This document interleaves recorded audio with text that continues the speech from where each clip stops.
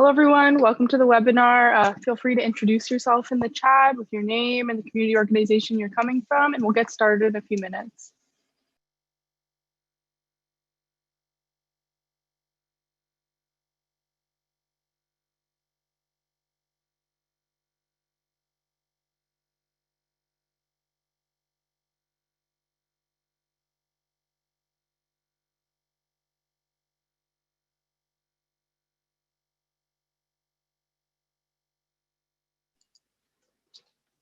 We're going to start today with a land acknowledgement. So we're broadcasting this event from Toronto, which is Indigenous land and part of the Dish with One Spoon territory. The Dish with One Spoon is a treaty between the Anishinaabe, the Haudenosaunee, and the Mississaugas that bound them to share the territory and protect the land. One way that this is a shared responsibility affects our work for better transit is to think about how racial justice connects to transit issues. For example, we know that a city staff report found that Indigenous people have been disproportionately impacted by the way the fare pass has been designed to emit a different light and sound when concession cards are tapped. More Indigenous people decline to apply for the discount due to potential stigma and interactions with fare inspectors. Again, if you're just joining us now, welcome to the webinar. Feel free to introduce yourself in the chat.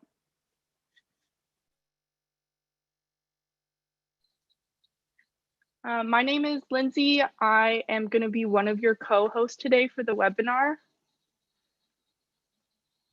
I am a student at the University of Toronto, and I am an intern for TTCriders.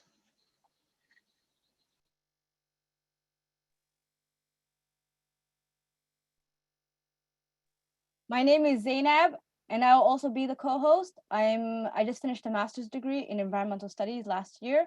I wrote a research paper about the Somali community public transportation problems in Toronto, and I'm glad to be here with you guys. The agenda for today. We're going to start today's meeting by introducing the TTC's 5-year fare policy. Then we're going to discuss what TTCriders is planning on doing. Then we have 3 great speakers. First is Councillor Shelley Carroll. Second is Masuma Ali. Third is Lee Soh. And then finally, we're going to leave some time from Q&As. Poll. We're going to do a poll today and ask you a question. What is your #1 transit issue?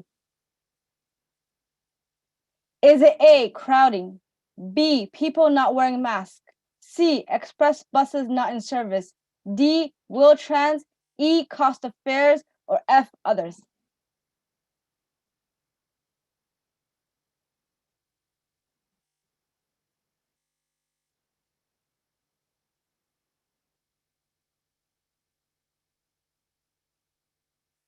So the results are in, and it says here that the #1 issue is cost of fares, followed by crowding, followed by people not wearing masks, and express bus not in services being the 4th, and the last other. So the biggest issue would be cost of fares.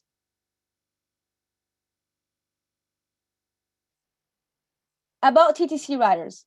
TTCriders is a membership organization of transit users that give Torontonians who use the TTC a voice.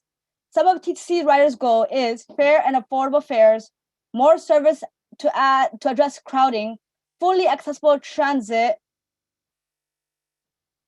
and some of the accomplishments that TTCriders has done over the years is to talk about the 2 fare window pass. They introduced that to TTC. They also fought for low income discount for the TTC people, riders. Another issue that they won was trying to get the workers that were laid off back in full force for full services for September.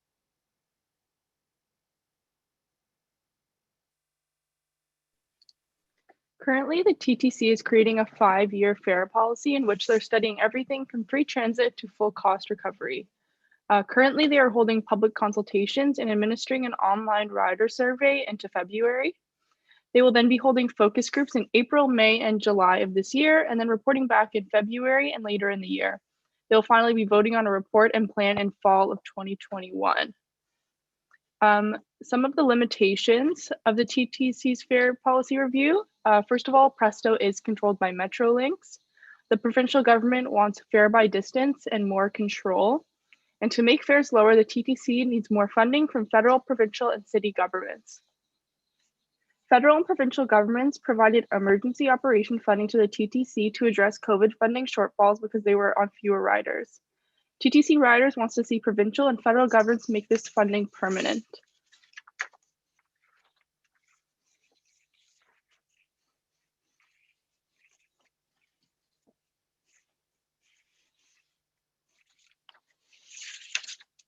We think this is a big window to shape the TTC's policy and advance our vision for accessible, affordable transit.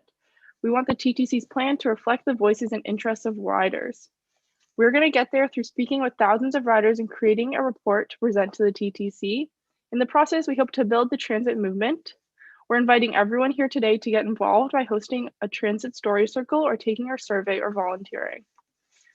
Story Circle is a structured discussion with other people who use transit. It's a chance to share your vision for public transit and a way to find out what other transit riders think and some of their experiences.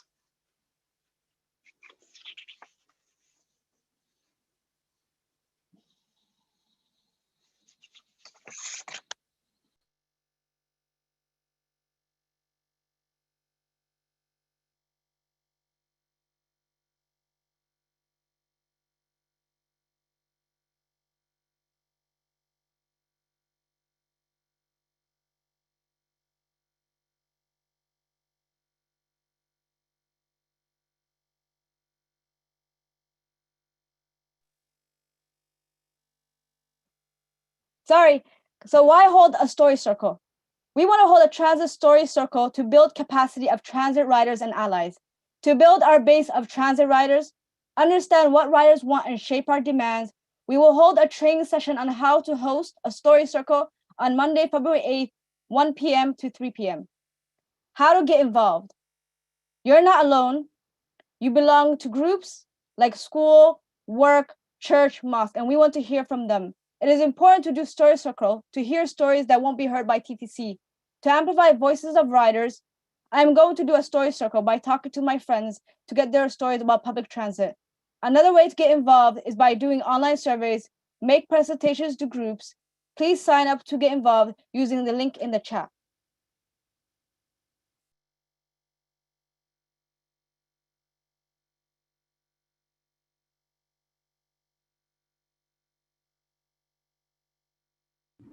Hey, Lindsay, you're muted.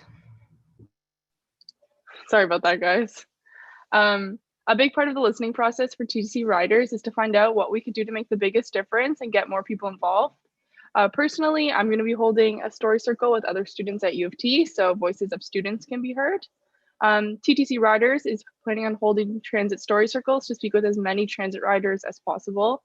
And using the tools that TTC Riders has created, it's going to be really easy and very good to facilitate story circles.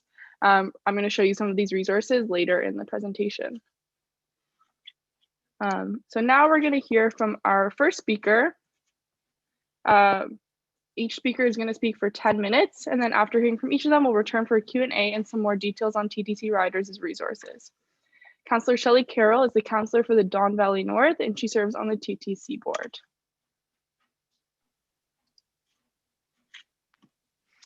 Okay, thanks, guys. I'm not going to talk for a whole long time tonight because I know that people have a passion and a huge expectation about what will happen when we finally have this long-awaited 5-year fare policy in front of us. But I was happy to come because I have the sense that the TTC Riders organization is taking the right approach to this, that it has a very specific title, the 5-year and 10-year fare policy outlook, and fares are just one tiny component of the transit system, but it actually is a real jumping off point to have a conversation about the future of transit in this area, and to use it as such is a good idea. Conversation is very limited nowadays in TTC versus when I was first elected was in 2003, and we thought the system was struggling then because it was sort of reeling from the first few years of being without provincial operating funding, it had just been cut a little over 5 years ago. It was reeling from amalgamation, where you might go to the city for funding easily. Suddenly, rather than having a metro level that only had things like TTC and police and such to worry about, it had a whole lot on its plate and a bad social services deal. And so asking them for money was difficult, and we thought it was tough. But in fact, it's tougher now. And my own feeling is that that really is because there isn't as deep an understanding on the commission of what makes the system tick, how you get things done. We used to get far more detailed breakdowns of every action that we were taking.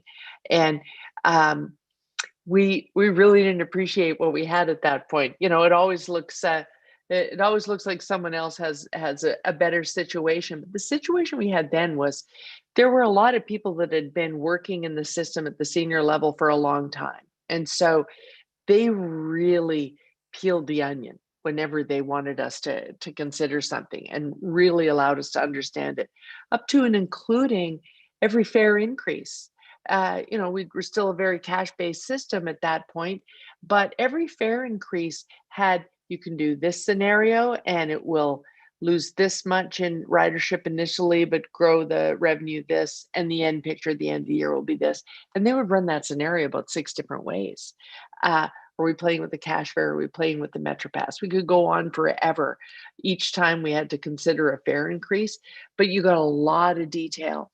And you could even go back and say, okay, did that ring true? The increase we adopted, did the outcome you projected actually come true? And they can very quickly tell you. We get less and less of that information now. There isn't the same ability to do it. We recently were asked if we would weigh in on what we thought of the monthly CEO's report that we get at the beginning of every commission meeting. And what I said was, I don't need a lot of cheerleading. What I need is what are the challenges in the system? What are the things I need to know to advocate for a better system? We go back to council, we talk to the mayor, we go on to other orders of government. Tell me what's making this system tick and where it's not ticking along. But we don't generally get that as the detail in our reports. One of the reporters criticized the reports. They describe things down to the nut and bolt, but they don't give you the overarching picture of here's what's wrong in the system and here's what it will mean 10 years down the road. And so we have to go looking for that ourselves. In terms of considering a policy as big as this and as far reaching, I'm not a fan of what we have right now, which is a hybrid commission. Half of the people on the commission are appointed members. It means you didn't appoint them, you didn't elect them.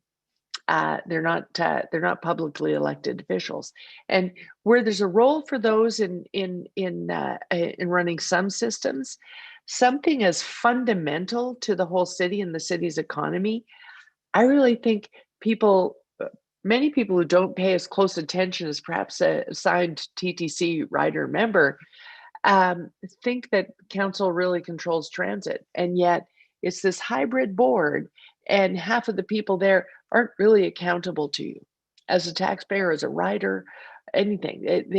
We're lucky when we get good board members who approach it that way, but at the end of the day, they're not accountable in the same way. And so when we go delving into the details, we're always conscious of, oh, am I asking about my neighborhood now? How does that sound to the citizen member? What do they want to look at today? Will they think we're micromanaging? I think the TTC is at a situation right now where we need to do a little micromanaging, or big exercises like the 5-year fare policy review aren't going to bring us the information and initiatives that we need.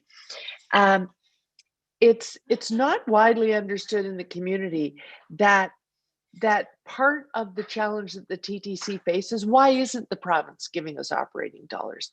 Why are we we now thinking, oh, can we take this magic moment where during a pandemic, they're helping us with our operating burden, and maybe finally make them understand they need to do it permanently.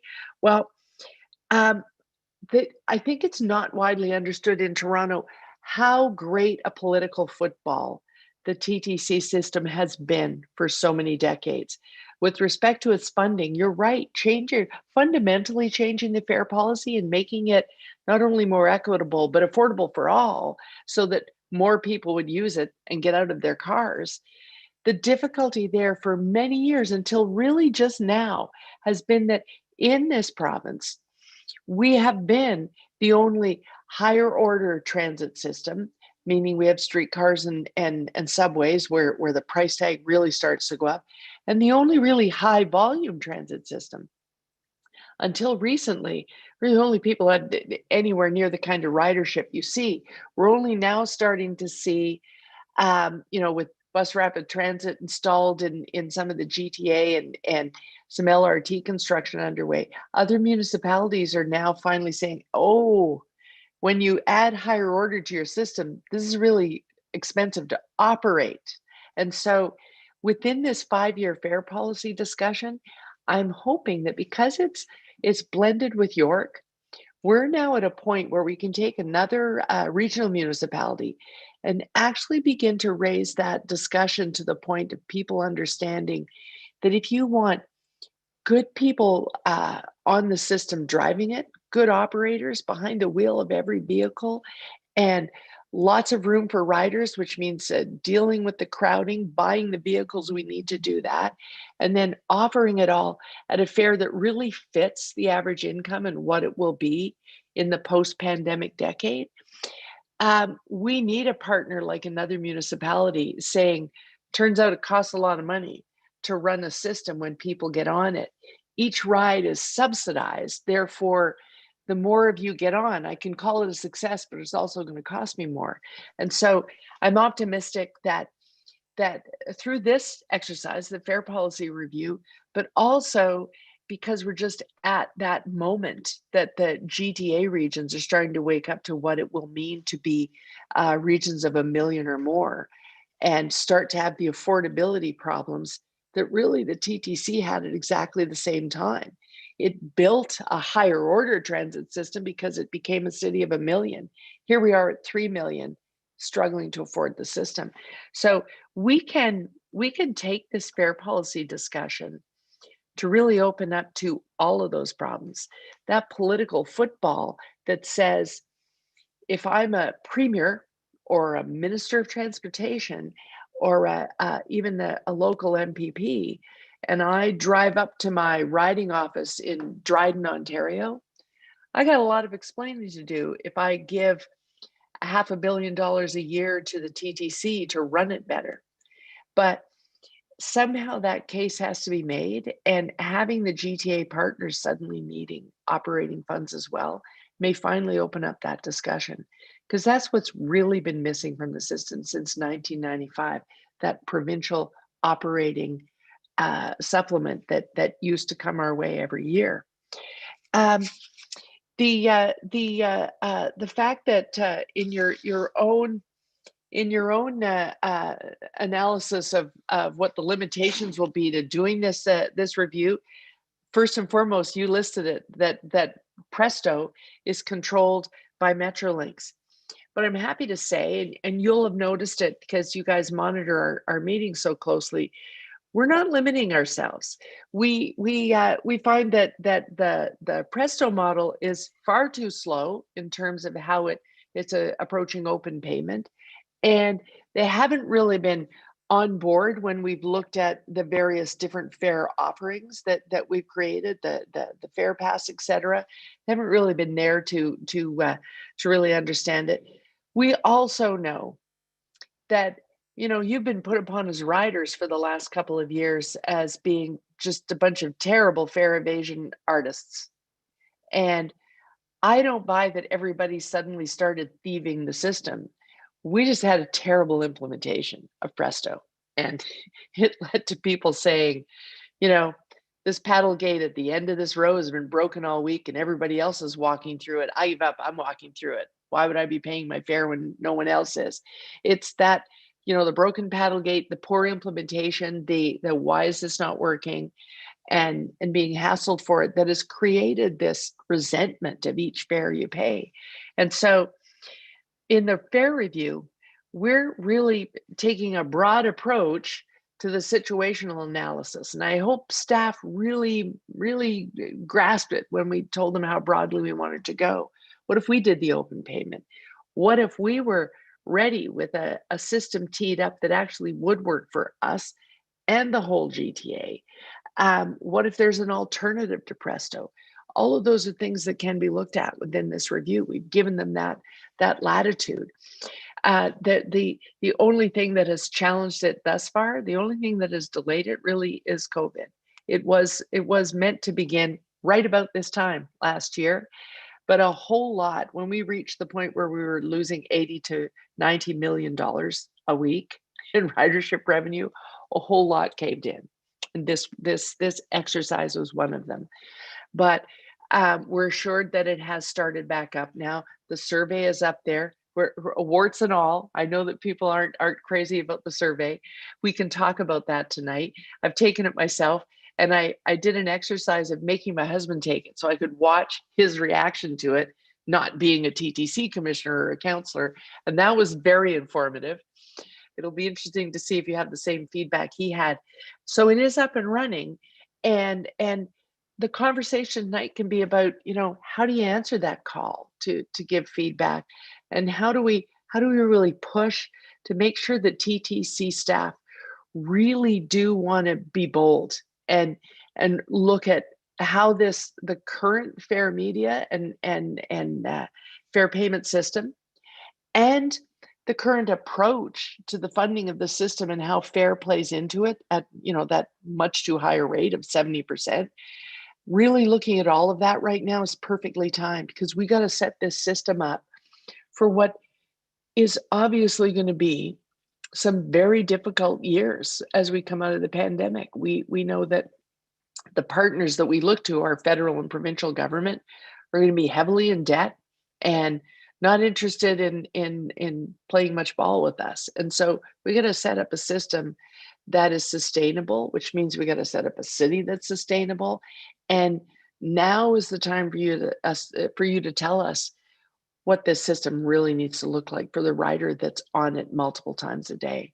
And so I'm keen to listen today as much as to speak. So I'm going to hand it over to the rest of the panel, and then looking forward to the Q&A and following the chat. Thanks, guys.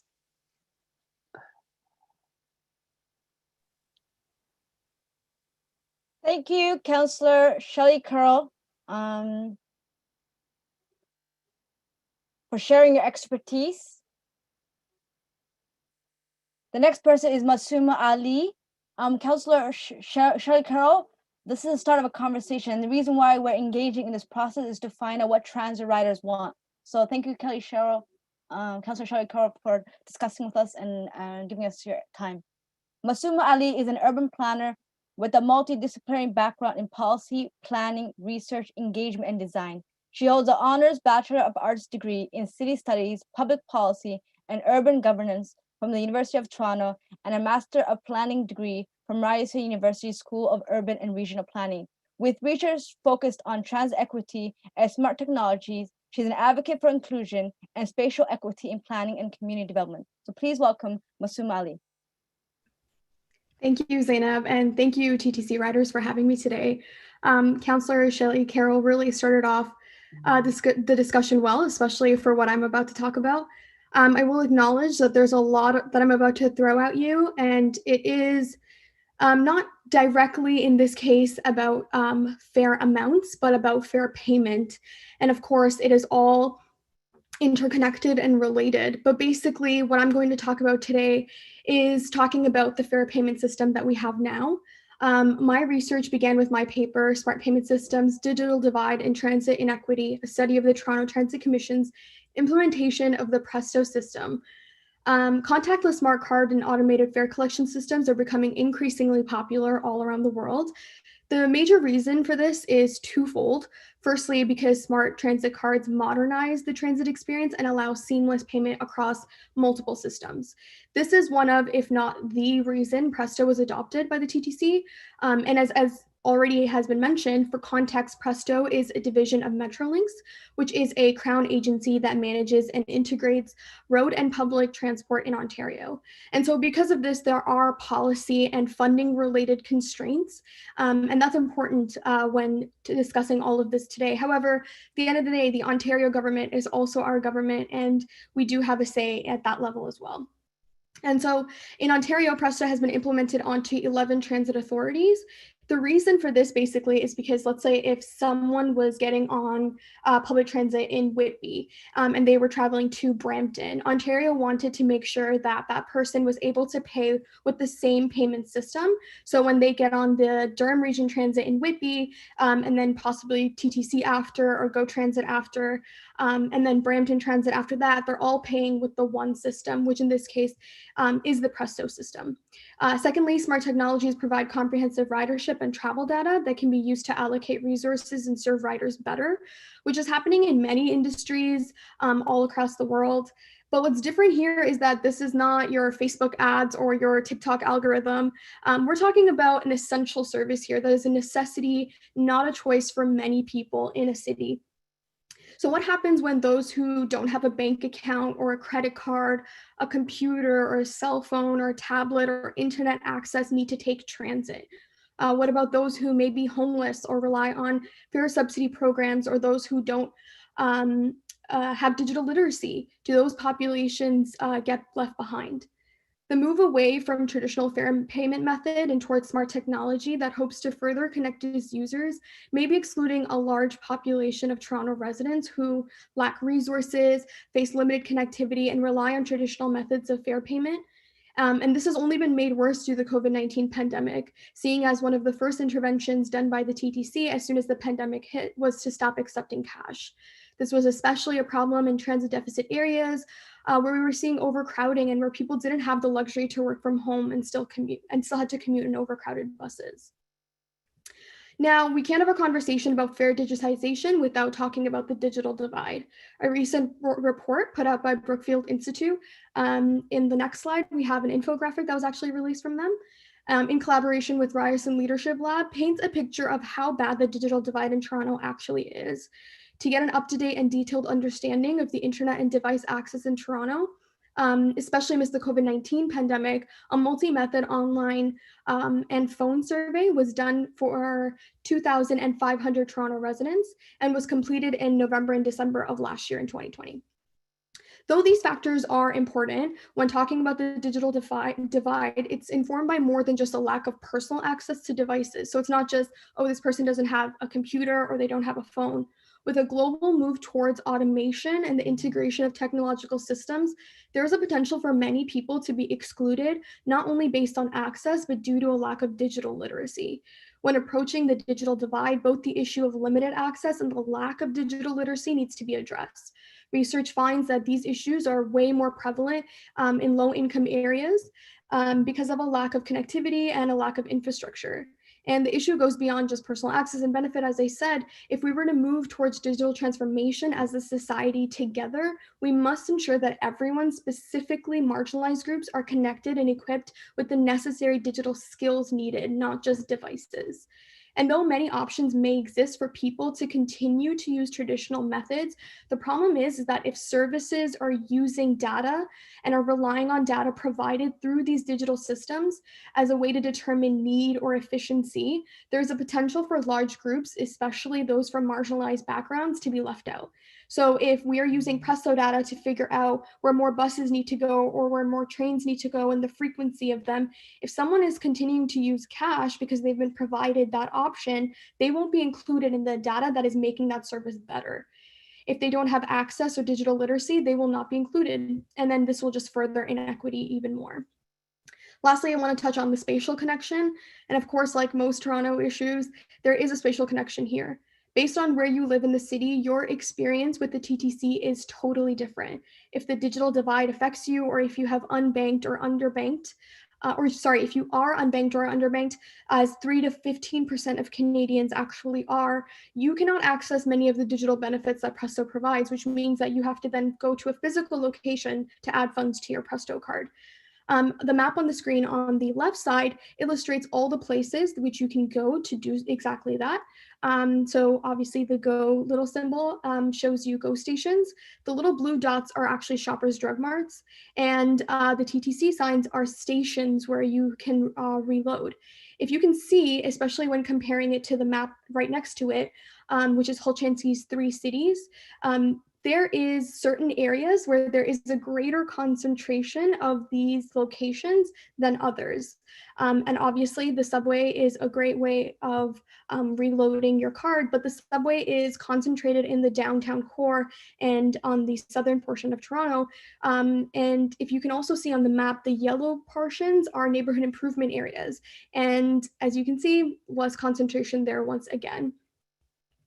And so the 2 direct examples of this and how this actually practically affects people is the true hour transfer. I think there was an earlier comment talking about how actually fare is fairly affordable with the 2-hour transfer and at the $3 mark that it's at. Not to call out this person or anything, but the issue is that for many people living on the edges of the city, a lot of the times their commute, is actually going beyond that 2-hour mark. So the 2-hour transfer, the way it works is when you first tap your Presto card, you have 2 hours, and every time you tap your Presto card again, you're not charged. But even if you go a minute over that 2-hour mark, then you are charged once again. So if someone's starting out from the very edge of Scarborough, going to the very edge of the West End, let's say they live on one side and are going to work on the other, they have to go through many different transit modes. For example, take a bus to a subway station, then take the subway, and then maybe a streetcar or a bus once again. And when they're tapping, their their entire journey might actually be more than 2 hours, and they might end up actually having to pay 2 fares. Compared to someone who's living downtown and their workplace or their grocery store or their doctor's office might actually be only a few stops away from their apartment or their home, they will be able to leave their house, tap their card, run all their errands, do all the things that they need to do, and come back home within that 2-hour period with no problem. Such is just not the case for people living in more marginalized areas. The second example of this was what happened during the COVID-19 pandemic with overcrowding on buses compared to subway cars. So like I said, there is clearly a spatial relationship here, and there's a lot of research about this, which I'll be happy to share in the comments after I'm done. That illustrated that there was a concentration of users and bus routes that were still very busy throughout the COVID-19 pandemic. And that's actually illustrated on the map, as you can see, and they run above the subway system from east and west of the city, specifically in the northwest area of Toronto, where there was a lot of food service and factories where people just couldn't work from home. They had to continue going into work throughout the pandemic, and buses were overcrowded. And it's only made worse when these folks then in a lot of these areas can't use digital systems to fill up their Presto card once again. In closing, basically, why did I cover all of this? Simply put, no 2 riders experience is the same, which is why the story circles and all the great initiatives being put on by TTCriders is very important. The TTC needs to hear the experiences of all Torontonians, whether they're living in the downtown core or in Etobicoke or on Jane and Finch or in the depths of Scarborough.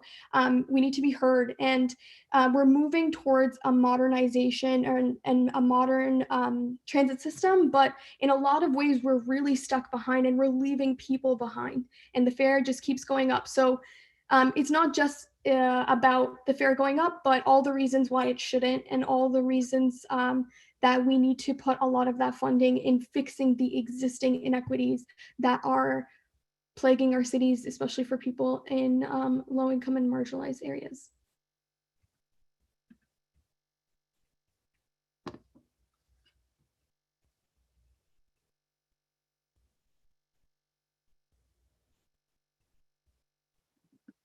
Thank you, Ms. Suma, for your contributions. You can check out her research at her website, which will be posted in the chat. B. Lee Soh is active in transit and anti-poverty community organizations. B has been involved in the City of Toronto's poverty reduction strategy since 2015 and serves on the City of Toronto's Poverty Reduction Lived Experience Advisory Group.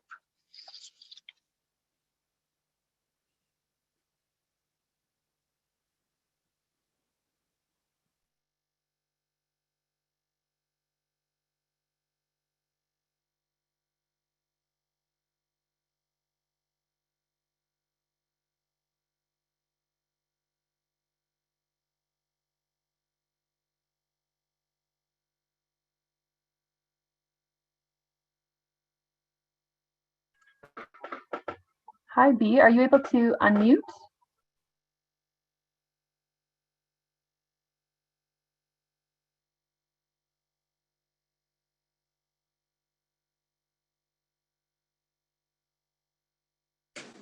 Okay, I got it now.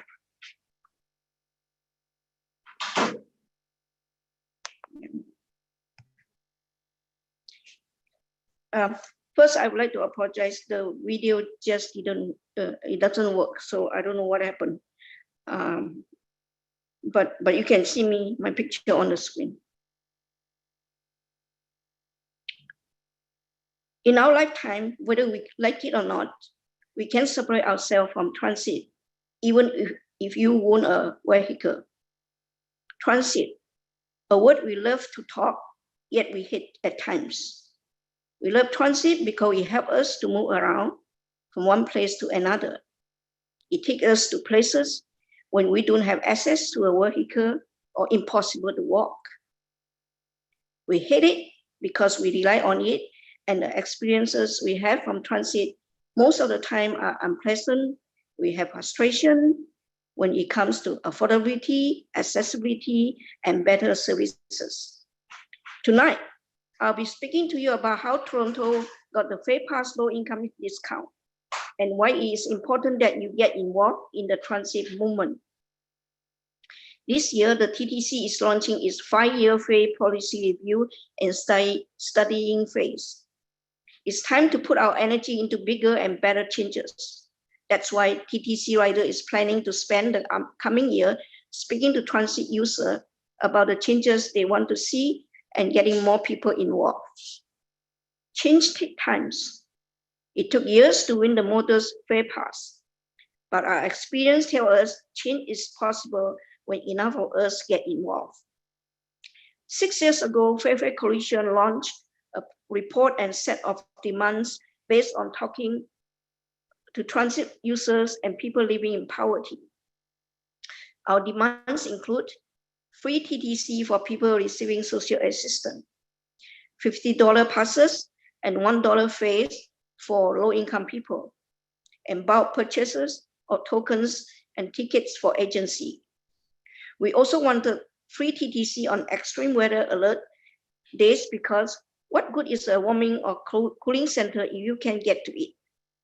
The Grand Funker Inquest has spoken about the importance of accessible transit for homeless people, especially in the suburbs. So what happened after we created our demands? We campaigned for several years. Finally, Toronto released a transit discount plan in 2016 as part of the poverty reduction strategy. It was not everything we wanted. But after much discussion, we decided to campaign to get City Council to fully fund the plan for low-income transit discount. Starting in 2018, we won the discount for people receiving OW and ODSP, then the child care fee subsidy. And this year, the Fare Pass will be extended to another 25,000 Toronto residents receiving housing support by rent gate to income. But today, the Fare Pass is still not funded for all low-income people in Toronto. Extending the program to all low-income people would only cost $20 million per year. Another issue, recent changes to Fare Pass, such as require people to already have a Pesto card and make it even less accessible. Plus, the Fare Pass is still too expensive. $123.50 for a monthly pass and $2.10 single fare is the fare pass discount. How is that affordable for someone trying to survive on Ontario Work or ODSP? Ontario Work receives a maximum of $733 per month, while ODSP receives maximum of $1,169. We know Toronto can do better. So what is our plan to make the transit movement stronger? Number one, TTC riders want to talk to as many transit users as possible so we can find out what riders want, what barriers they face with current TTC system, with the multiple fare system and high cost of fares, how they are affected by policing on transit, what else is on their mind, like safety during the pandemic and bus service levels. Number two, tell the TTC what we have heard by creating a report. We want their plan to reflect the voices of riders. Number three, we want to get more people involved through this process. There are so many ways to get involved. You can take our online survey so we can share your story with TTC. You can invite a TTC rider volunteer to speak at your classroom or your next meeting. Or you can hold a transit story circle discussion with the people you know. Please sign up tonight to host a story circle. We can train you in facilitation and you will gain new skills. And this is one of the best ways to connect with new people. Now I want to tell you why our plan is so important. In my advocacy work, I talk to a lot of people, ask them to get involved and speak up, whether transit, housing issue, or something else. The most common thing I hear from people is, who cares? This action won't make a difference. For example, last winter, I was handing out flyers about the co-fare being canceled at Agincourt GO station. I talked to someone who said he wanted the co-fare discount between GO and TTC to stay. But when I asked him to sign a petition, he said, no, what difference will it make? I get so frustrated when someone said this, because I know that our action do matter when we are working together. For example, this fall, the TTC and John Tory was refusing to bring back laid-off bus operator to increase service. Even though we share people's stories of crowding and we did a rally, thank you, Councillor Sarah Carroll came to support us. But then more and more transit riders spoke out and John Tory felt the pressure. Now the TTC is almost back at 100% service. So our action collectively do make a difference. You might not see a change right away, overnight, and we need a lot of people involved. But we do nothing. But if we do nothing, nothing will change.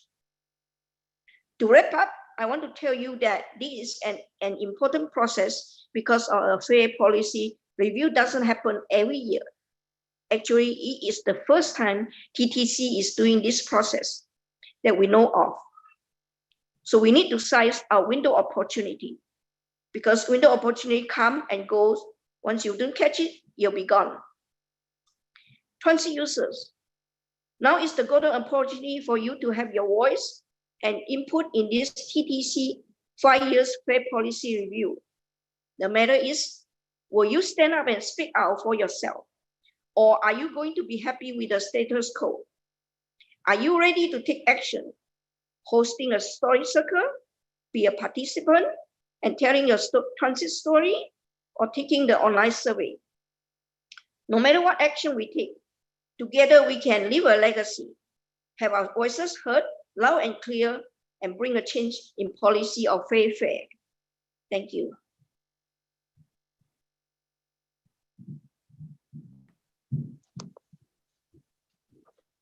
Thank you so much, Shelley, Masuma, and B. You've all raised many interesting topics on the state of the TTC today.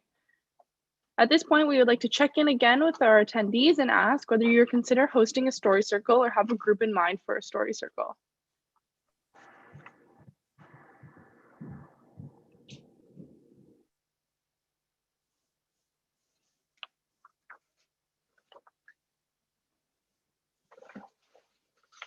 Awesome. We're just getting some votes in, and then I'll let you know how it is.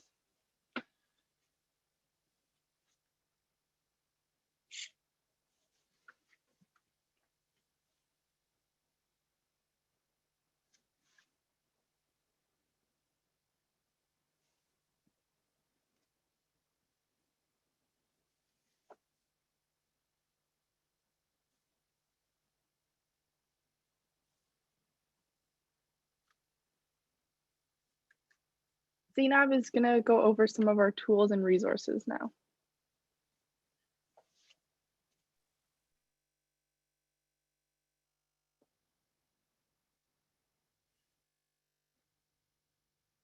So if you are part of an organization,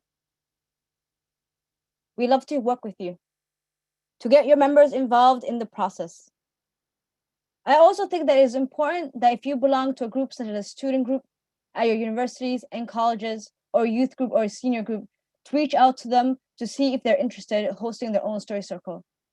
Something I want to leave you note with is, as someone who took the TTC my whole life, I've always thought the TTC was something outside of me. I never thought the TTC was something that I can talk to or talk about my frustration. And I feel the story circle is allowing us to talk to people like myself, my friends, people I grew up with, who take the TTC, who get frustrated. I grew up going to York University, and I have to commute for 2 hours every single day to go to school because I live so far away. The Halchansky paper was in 2010, and it was talking about TTC being most of the subways being in City 1 near the downtown core, and the inner suburbs not having lack of transit. That research was 2010 that Masoom Ali talked about. Now we're in 2020. Why are people who live in inner suburbs, like myself, Etobicoke, still having bad transit? And how can we solve that? We can solve that by the story circle. We can talk to our friends, our families, people we know, and get people's stories, because we want better TTC, and we want to make sure that the policy that TTC makes comes from us as opposed to them. We want a bottom-up situation as opposed to a top-down situation. Other ways to get involved is we have created a survey. We have a sign-up form. If you want to host a story circle or assist with another story circle, we've created a facilitation guide and slide deck for you. We can also provide for you with training on how to facilitate discussion. If you have questions, you can email us at faifares@ttcriders.ca. I honestly believe that the story circle allows me to talk to my friends who don't necessarily think they have a voice in Toronto, even though they live here, even though they pay taxes, even though they work. And I believe by having a story circle, we can talk to those who take the TTC and make sure their voices are heard by our city council and those who represent us.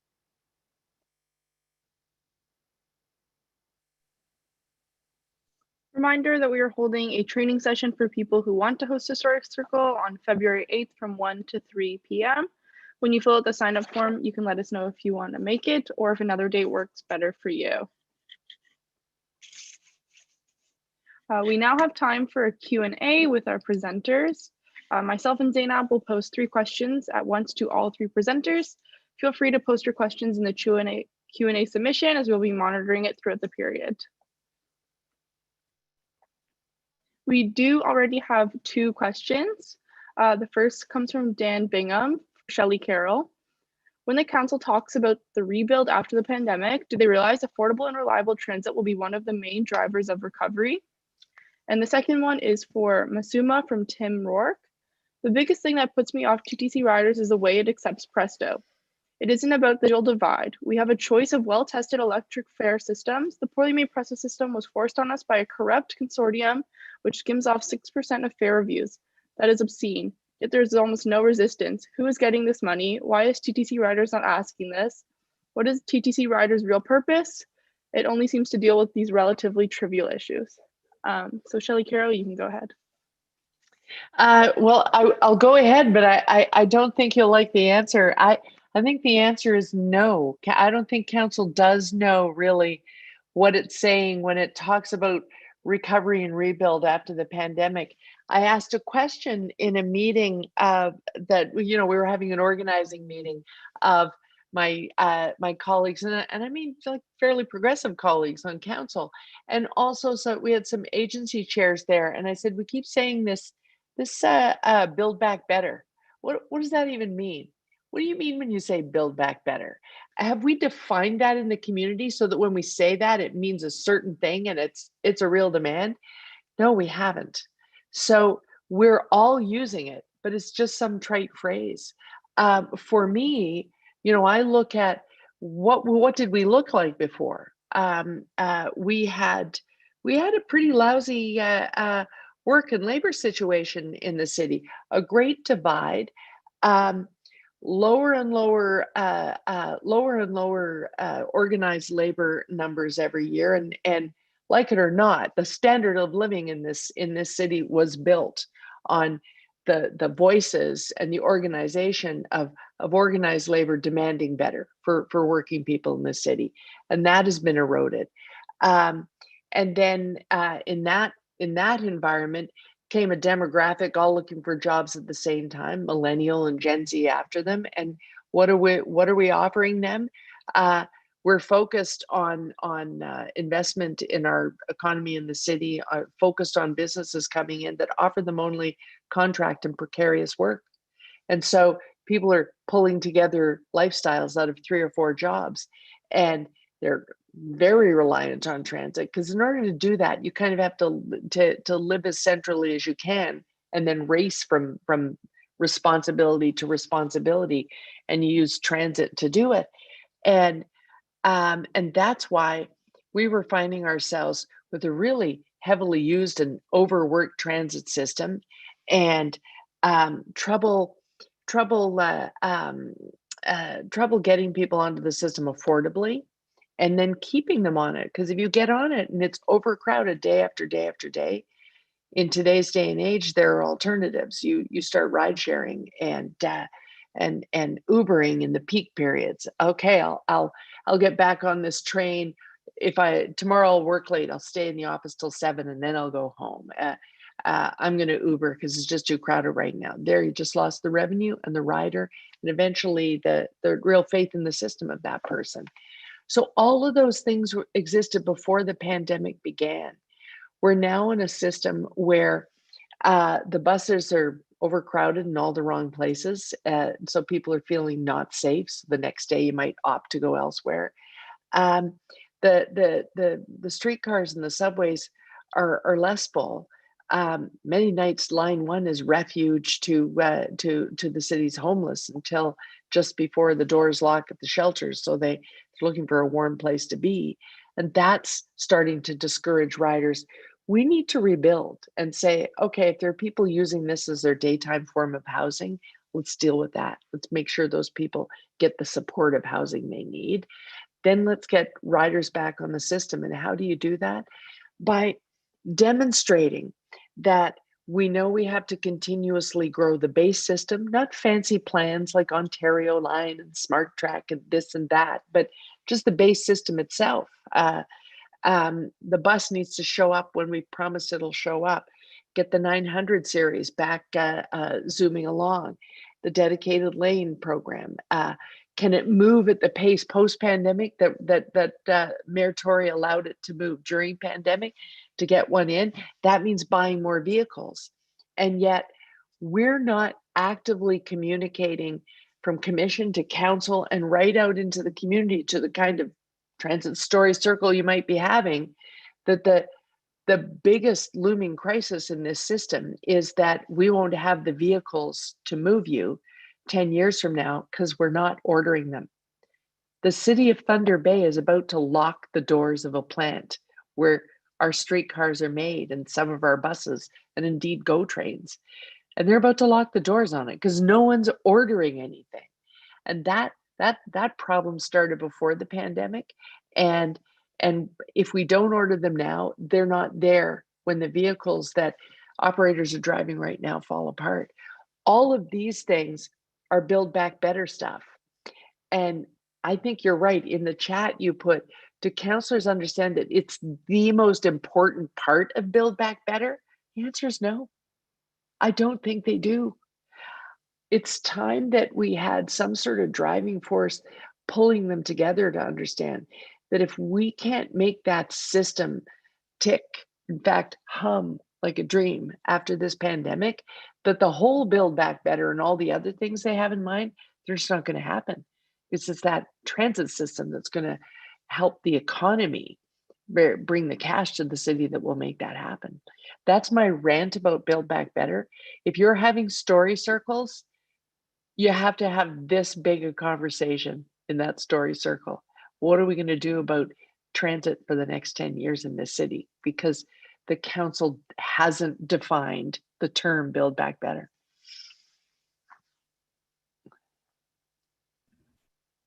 Tim, thank you for your question. I think it's a little complicated for people to understand the relationship that exists between municipalities and the provincial government. And it is very sensitive and complicated, and I don't want to take up too much time getting into that. But I think what you're referring to about it's not about the digital divide, I think when advocacy groups like TTCriders work with communities and those who are facing these issues, those issues are carved out by the folks who are using these services every day. And so I would disagree. I would say it is just as much about the digital divide as it is about the point that you brought up. And focusing, it's like I said, it's complicated policy relationships and funding that I did touch on at the beginning of my speaking portion.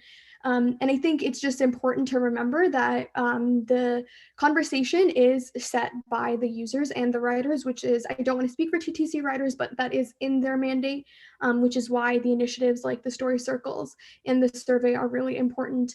And hopefully this is an issue that we can address, but it's not necessarily the most I would say, effective way of going about it. It is, again, something that will have to be addressed at the policy level. And I'm sure there's a lot of work that's being done by folks in those avenues.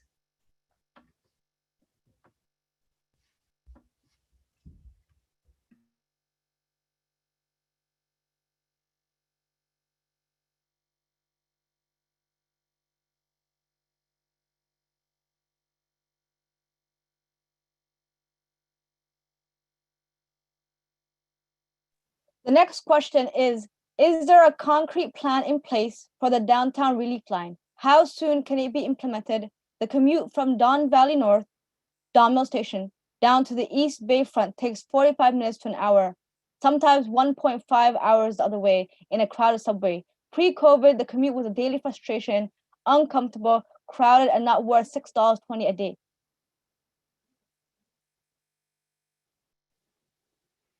I'm assuming that one's for me. So the downtown relief line was placed in jeopardy by the Ontario line. And so now we're in a situation where we have, talk about complicated relationships between governments. There's the provincial government who wants to, if they want to fund a new line, they want it to be theirs. That's why it's called the Ontario line and not the Toronto line. And they came along announcing that they were going to do that right beside its route runs right through the key parts of the downtown relief line. They came out with the announcement that they were going to fast track their project when we were already 3/4 of the way through all the environmental assessment for the downtown relief line. And so our transit expansion office, which isn't part of the commission, it's actually part of the city's government, run out of the planning department. Transportation planners and experts in proper environmental assessment and engineering analysis have been actually working in cooperation with the province to figure out the alignments and the way forward of how they might proceed with the Ontario line. And if it happened, if it's possible, it would be a boon for exactly that journey. Don Valley North residents would love if there was sort of a loop that started all the way up at the Shepherd subway at Don Mill Station and found its way all the way downtown along that route.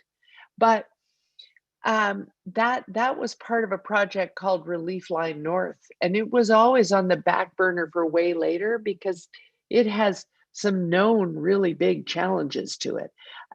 Getting across the Lee Side Bridge, not the least of them. It has a lot of challenges, and so we were always looking at the south part of the Relief Line. That's the fastest moving study in the Ontario line right now, but the whole of Mayor Ford's, or Premier Ford, I should say, the whole of his plan takes the Ontario line as far north as Eglinton, where it meets up with the Eglinton Crosstown, but that's where it ends. And so for people north-south, what all of these lines might be leading to, and the Crosstown is part of that, is that I think we're going to see when the Crosstown opens, we're going to see a big change in people. Instead of taking, endless trips east-west to trundle onto Line 1, you'll see a lot of people starting their journeys by taking a north-south route to start at the Crosstown. That still leaves with tremendous pressure to get onto Line 1 unless Ontario line is possible. The challenge is this. We have to proceed with it. If the Premier wants to do that line, he's got to be serious about it. And for once, which has not been his usual MO, both as councillor and as Premier, he likes to talk about things, but not actually build them, because then you have to start paying invoices. We have to hope and pray that this time he wants to proceed. We're cooperating with it and sort of setting aside the relief line for a second, so that if that's what he wants to do and that's what he wants to fund, we get the journey we need in the system.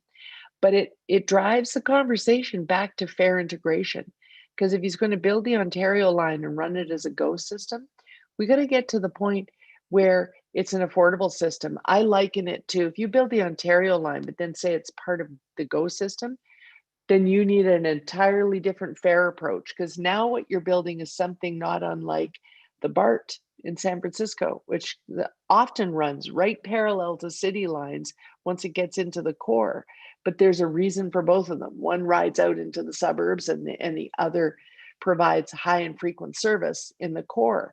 And sometimes they align and run side by side, but the fare strategies work. If you live in Oakland and every day you got to get all the way across the bay on the BART and then link up to the system, it's an affordable transition from one system to the next. So he can't just announce a line. He's got to figure out not just the cost of building the line, but the cost of the vehicles that are going to be on it, and a schedule to buy the vehicles. And how is the fare going to affect the ridership on all of those lines? The 5-year fare strategy has a 10-year outlook, because it needs to be used as a pressure vehicle, if you will, in our conversations with the province to say, you're building these things. Are they GO systems? Are they privately owned and run by us? Are they publicly owned and we run them on contract to the province? What's the ownership model? What's the fare model for the rider? Because ultimately that's a success. And how do we maximize the real estate on top of these things cooperatively and rationally, so that the ridership will always be there for any new line you build? All of that thought is what we were working on in the downtown relief line. We're now trying to make sure that much thought is going into the Ontario line, even as he's promising that it will be built in 5 minutes. Those are the challenges that we face every day in running a transit system, and yet having announcements come from the province to, pardon the pun, derail it. Given the economic inequality within Toronto growing, how is this going to affect the fare pass? The bureaucracy within social services, how can this be fixed to a simpler system and people have the proper information to know what it is? The next question would be, given the attitude of the majority of TTC commissioner, which is that TTC management should just be allowed to do their job without managing by the commission, how can we get them to take our input seriously? I ask all 3 speakers, if you want to speak, please add your input.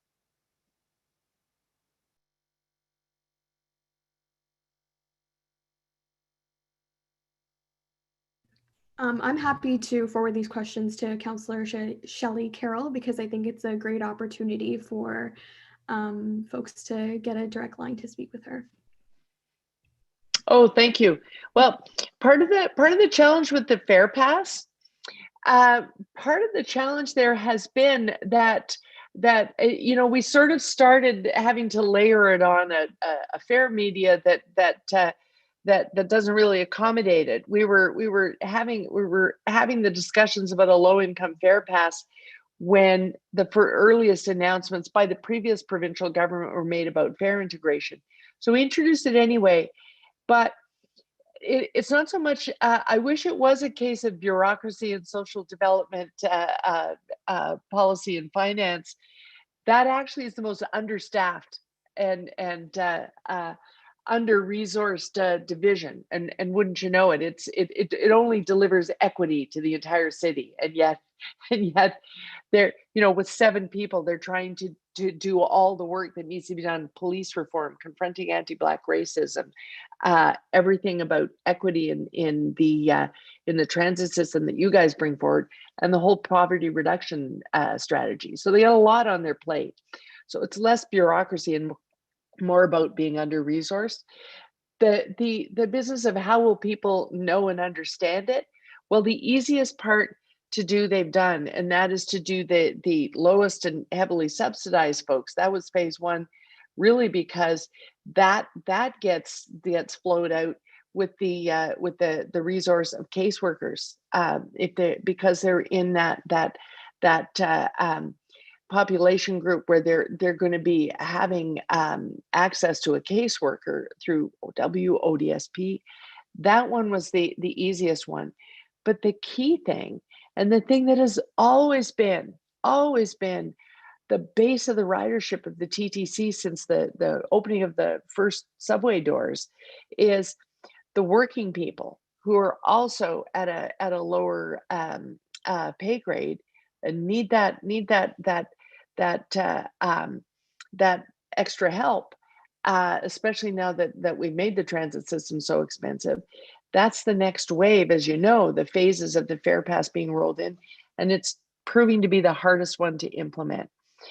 We should get a report back on that soon, because it has gone off schedule. It was delayed by COVID. It would have been implemented in the next phase in 2020, and they put it on hold for obvious reasons. When 90 million a month and a billion at the end of the year is missing, it wasn't top of mind that we have to find some way to implement this. But we really do. A lot of the people riding the system would be eligible in the next phase. This, but I have to remind my fellow commissioners and councillors all the time, because often they don't know what people earn. And I say to them, if you walk up the street to get a COVID test tomorrow, and there's a hospital staff member to give it to you, do you know they make like 30,000 a year? They look at you.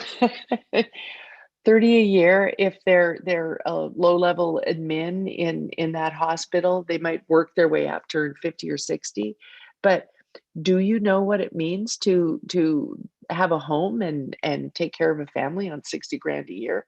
Most of the people making the decision don't. And so the sense of urgency during COVID went out of implementing it. But I would submit it's got to be built back into the schedule as soon as we get to the point where we've got the funds that have been promised us from the other governments to pay for our COVID expenses. Because as those people return to going to work on site, beyond just essential workers, but everyone who makes things tick downtown or in any workplace, really, we got to be able to make sure that the transit system is affordable for them. Because for some people, not being able to get to the job turns into the tragic just can't take the job. The only job that's available to them isn't reachable. And so they just end up saying, at that cost, I might as well stay on OW. That's a real choice. And so So getting to all of the runs on the fare pass need to be done, and we're gonna get back on that schedule and do it. But here in the 5-year fare policy, it will give us a new assignment where we'll have a lot to look at there. Is the fare pass the only way to help people? There's a real resistance to looking at fare by distance, because years ago, when I was 10 or 12, there was a fare by distance system in the TTC, but it was stupid. It had a million little zones. Does making a larger zone and a big fare by distance system similar to Metro Vancouver area or San Francisco again, where, for instance, the whole of downtown Vancouver and even East Van is zone 1. All of Burnaby is zone 2. All of North Van is zone 2 in the other direction. That type of system might create an extra layer of affordability for that middle layer. People who, they might be going to work every day. They might even have 2 full-time incomes coming in, but it's still too expensive here in Toronto. If one of you is close to your work, can we save that family some money?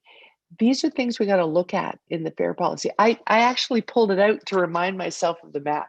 I don't know if my image is going on screen at all to you, but I look at the Vancouver map all the time of their zones and think, well, how would I do something similar to that in Toronto, so that for people with long commutes, what's the whole fare cost of the whole family? A lot of people in the suburbs will have one car, but 3 or 4 Presto cards, all traveling around the city. And how do we reduce the total transportation cost for that family? The fare pass is only one way to do it. But I would submit that even if the combined income in that family is 100,000 or a little more, the cost of their housing and all of the add-ons, and if there are 4 people in that house, that they still need a more affordable transit than the fare pass would offer them. And so we're going to do that proposal that's there now, but this 5-year fare policy and 10-year outlook has to look at every possible way to make this a more affordable system. Yeah.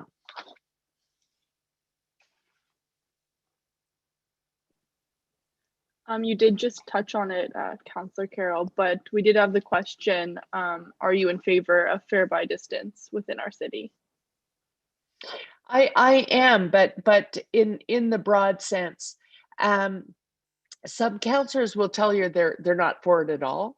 And I'll tell you why, because they're as old as I am. Is the real reason.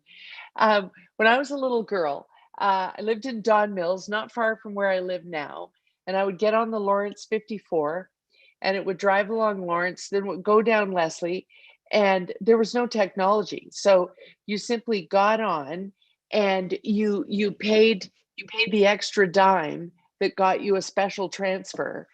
And when the bus got to the bottom of Leslie, it stopped in front of the Inn on the Park Hotel, and the bus driver had to walk down through the bus and check to see if everyone who was now crossing the line and heading over to Eglinton to go to the subway had bought the special fare that allows them to head on into the downtown and cross the boundary of North York. That's silly. You want to rationally figure out zones if you're going to do fare by distance, but I would submit that that's the real key to fare integration, really looking at the journeys. And I get criticized for saying this, but research bears this out, and it's part of what affected their decision to have the zones they have out in Vancouver. If you really study people that are locked in poverty, they travel they have a very small circle of travel. They're not going very far. And if you can set large zones and make that I'm just traveling within the zone as affordable as possible, you're giving them a huge break. Then it gets much easier to move to a tap in, tap out type of fare media and make it affordable for that person. You don't have to manage a whole lot of different bands. So I am in favor of fare by distance. Then I think that what we call the fare pass now, I would have implemented it in a different way. If we had a fare pass, then what you would use it for is a person would apply based on their means and their challenges, to have a special one of these computer fare cards. Theirs would be a special one that gave them a break on having to travel between two large zones, because you could live in North Etobicoke, which might be zone 2 if you lived at, outer Rexdale, and have a job as a chambermaid in downtown Toronto. And then that's what we would use a fare pass type of fare break for. This is a person who while they may have a small income, they're making a journey that usually you expect the white collar worker that's heading downtown. He can afford to pay the fare by distance premium. So we would use the fare pass to help that particular worker. But we've started now on the program the way we're doing it, that it's a universal one type of fare. It's getting higher and higher. And so we're doing this universal system of fare passes. So the fare policy review will have to look at, we're at this juncture where we're trying to figure out fare integration, fare affordability, fare accessibility. And if all of those things matter, this is the moment in time where we're going to end up locked in to this is the principle going forward. So if people want staff to take a look at what would fare by distance do to the system, you're going to have to ask. You're going to have to be loud about it, to say we at least want you to look at it, so that we can say we looked at it before we lock in to a system of fare collection that would be hard to convert for a decade and beyond. Thank you, Councillor. I think we would all appreciate possibly hearing from Bee and Masuma on their opinions on the fare pass and fare by distance.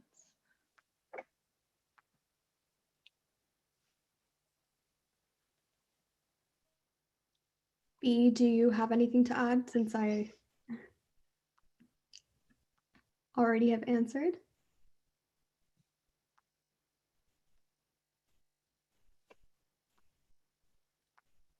I think I don't really agree with fare by distance, because it will cost more. Look at the transit system in Hong Kong and Japan. It's very expensive. So I mean, if it's a short distance, it will be okay. But if it's long distance, I think a lot of people will suffer from that. And I remember last time when with the Liberal government, previous Liberal government, when they have this community consultation about this fare by distance, I asked them question, would they implement the fare by distance in TTC? The answer is no. Because they also think the same way, that it will cost more and add burden to people. So I think we have to find other way to do it. Yeah, because I mean, with the fare by distance is just crazy. Ironically, though, we actually live in a fare by distance system now, in that if you live in York, you pay a big chunk of change to move to the next system. So ironically, we're disadvantaging people right now. And so I think a lot of people say no to fare by distance because they think when they hear the term fare integration, it means one day it will be one fare for the whole of the GTHA. And that's a bill the province would have to pick up. And I don't have any faith that they will. So it's, for some people, we say we don't want fare by distance, but we're making the rest of the GTA live in a fare by distance system by being locked in these separate fare structures. So it's a very complex thing that I think really needs to be looked at, because you're right. it is very costly if you have a long journey every day in the Hong Kong system. Well, Japan, I took I took the transit system out to look at a particular suburban station that Andy Byford told me to go and look at, and that was an expensive trip. And that's why I say, if you did do fare by distance, you could capture revenue from people. Some people, if you live in Mississauga, say you live in central Mississauga, your house is $2.5 million. You commute into downtown Toronto every day because you're willing to, because your job in the central business district is paying you 180, 200 grand a year. And so you're willing to make that commute.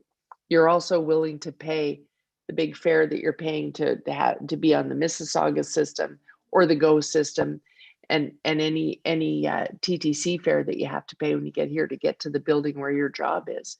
That's fine. But if you had a fare by distance system, you capture his revenue, which helps feed the system. But then what you would use the fare pass for is, what about you would have a way of giving that fare pass to the person who has that long commute and doesn't make $200,000 a year. That would be the person who now needs it. For the person who lives in the core, you can make their trip cheap without any added cost to how you're running their fare media. It's something worth looking at, but I think you're right. In a lot of consultations, the basic public opinion is no, but then most of us don't go to consultations that are taking place in commuter neighborhoods in the GTA, where they would love to have a break from their sort of fare by distance by logistics. Yeah, I would have to agree with Lee. I think it's a slippery slope, and I think the 2-hour transfer was a good way to see that. You know, there's so much division, and there's already this, you know, going back to the 3 cities model, even the map that I shared, the experience of folks in different parts of the city is so different. And what I worry about is when you start drawing these zones, you know, who's to say that obviously there is data and concentration of folks in certain areas, but people can be struggling in any part of the city and maybe traveling to multiple areas, and there may not be a pattern there. You know, maybe one day they have to go from, you know, zone 1 to 2 to 3 or 4, and it might not be a regular commute that they have, but it may end up being a big burden.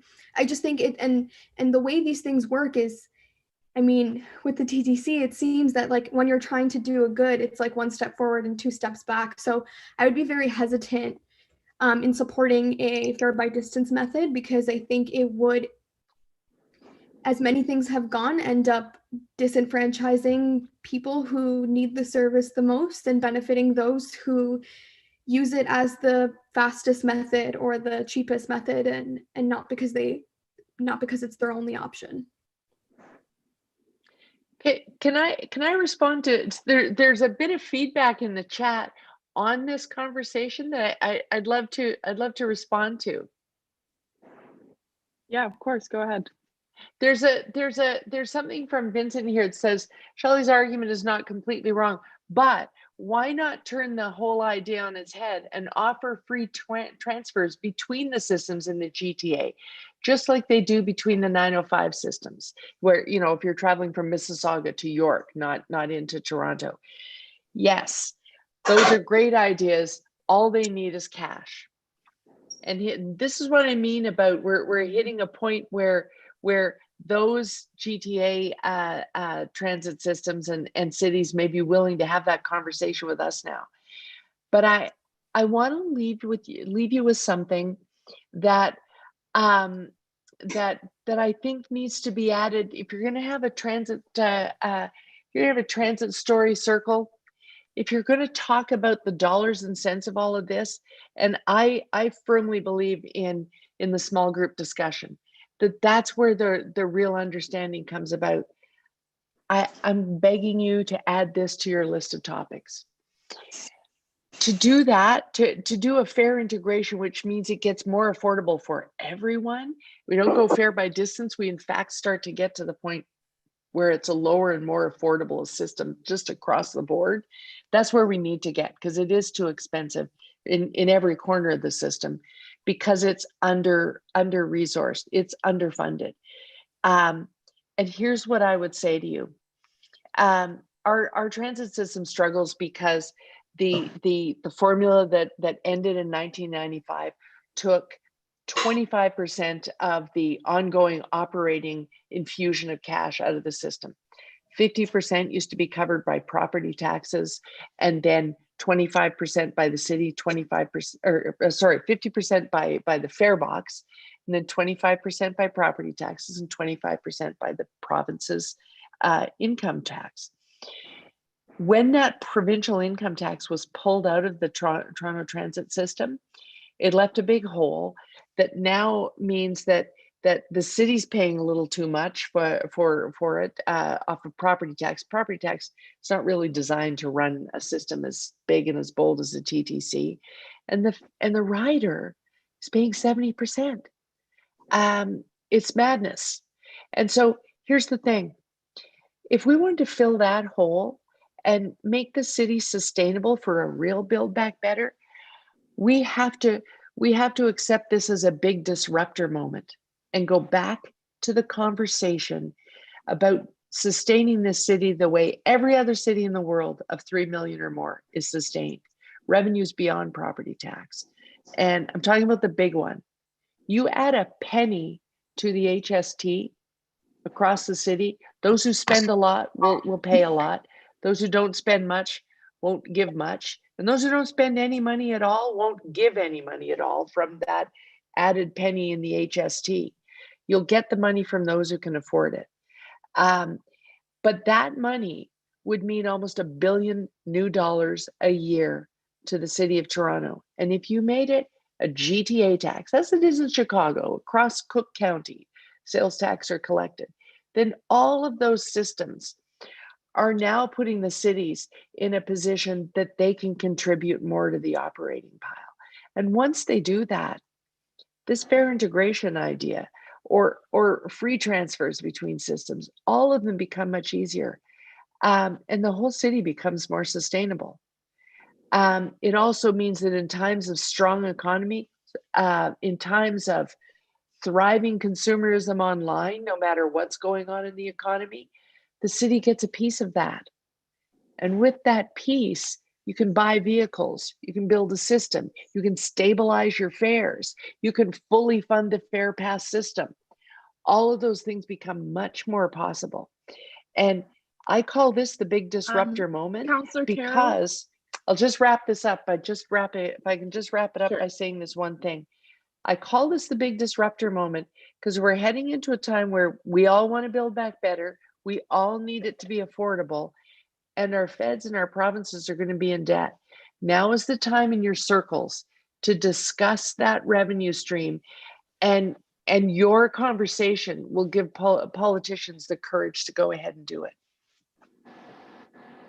Thank you. Unfortunately, we have run out of time this evening. I know we all raised many interesting questions and topics, and although we don't have time to answer them all this evening, I encourage all of you to host or attend story circles to discuss these issues with your peers and to have them heard by TTCriders. Everyone who registered for tonight will get an email tomorrow with the resources we mentioned and the sign up link. Thank you so much, all three panelists, for all your contributions and all your help tonight. And thank you everyone for attending. Have a good evening. Thanks, good night. Thank you. Thank you.